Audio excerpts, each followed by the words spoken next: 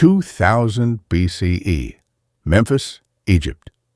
A priest lies down on a cold stone slab inside a temple built for one single purpose: to summon a god through sleep. He is not there to rest. He is there to work. For you, sleep is something that happens to you, something you fall into at the end of a long day, half by accident. But for the ancient Egyptians, sleep was a doorway, and they built entire temples around walking through it. You've probably heard of oracles. Priestesses breathing in fumes, speaking in riddles, answering questions from kings. But Egypt built something stranger and far more personal. Places where ordinary people could lie down, close their eyes, and expect a god to walk directly into their dream. They called this practice incubation. Not the biological kind. This incubation meant sleeping inside a sacred space on purpose in order to receive a message from the divine. Why would anyone need a temple to dream? Because in ancient Egypt, a dream you had at home meant almost nothing. It was noise. But a dream you had inside the house of a god? That was signal. That was a message worth traveling for, fasting for, praying for. Egyptologist Kasia Spakowska, who has spent decades studying dream practices in ancient Egypt, has shown that the Egyptians didn't see dreams as random firing of the sleeping mind. They saw them as a genuine channel of communication.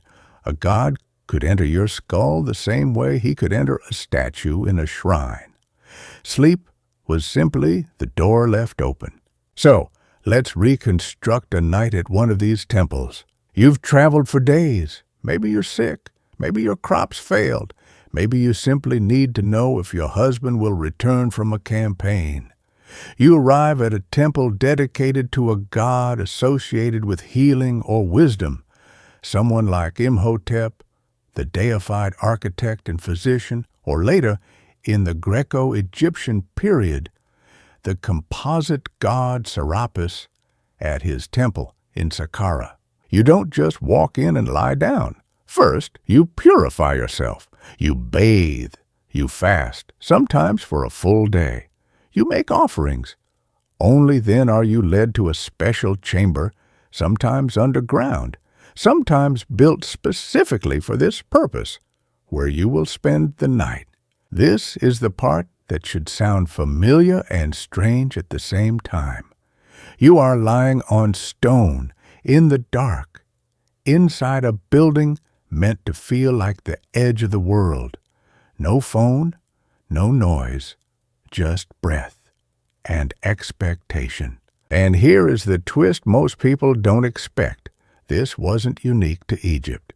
The Greeks did almost the exact same thing at their Asclepeion temples, sleeping in a chamber called the Abaton to receive healing dreams from the god Asclepius. Historians studying incubation across the ancient Mediterranean have long noted how directly the Greek practice echoes older Egyptian precedent. The idea of a temple built specifically to produce a dream wasn't a one-off superstition. It was a technology, a shared human solution to the same problem. How do you get an answer from something bigger than yourself? But Egypt had its own texture, its own cast of characters. There was Bes, the squat, grinning, lion-maned household god, believed to guard sleepers from nightmares. Families painted his image on headrests, the curved wooden supports Egyptians used instead of pillows, so that even ordinary sleep at home had a layer of protection built in. There were dream books, too. The most famous surviving example, the Chester Beatty Papyrus, lists dozens of dream images alongside their meanings. Dreaming of your teeth falling out. Dreaming of drinking warm beer. dreaming of seeing yourself in a mirror, each one decoded, cross-referenced, filed under good omen or bad. Egyptologist Robert Rittner, who has written extensively on Egyptian magical and religious practice, has pointed out how seriously these interpretations were taken. This wasn't idle fortune-telling. It was recorded, studied, consulted, generation after generation. So picture the full sequence. You fast, you purify, you lie down on stone in a chamber built for exactly this. You dream. And in the morning, a priest is waiting to help you interpret what you saw, cross-referencing it against centuries of recorded symbols, the way a modern person might search their symptoms online, except the answer came wrapped in ritual, and it came from a god. Here's the part that reframes everything you think you know about ancient superstition. This wasn't chaos. It wasn't guesswork dressed up in mysticism. It was a structured system with its own architecture, its own literature, its own specialists. The Egyptians treated the dreaming mind the way we treat a laboratory, a place where something real could be observed, recorded, and acted on. And it worked, at least in the way that mattered to them. People traveled long distances, endured fasting and discomfort, and came back changed. Not because a god literally whispered in their ear, but because the entire ritual, the fasting, the darkness, the stone, the expectation, primed the mind to produce exactly the kind of vivid, meaningful dream the temple promised.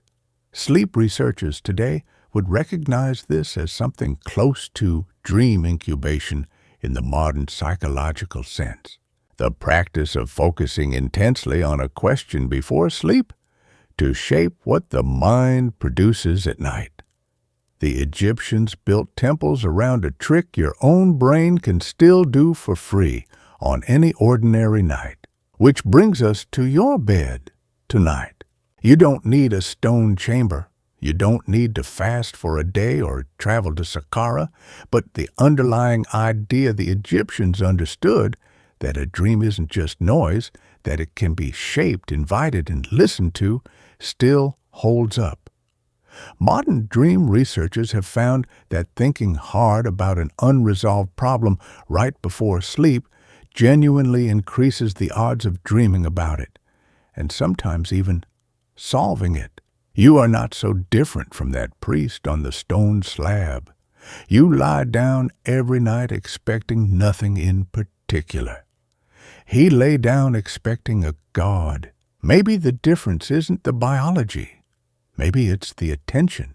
2,000 years from a temple in Memphis to a bedroom lit by a phone screen, and the door sleep opens hasn't changed at all. You've just stopped knocking on purpose.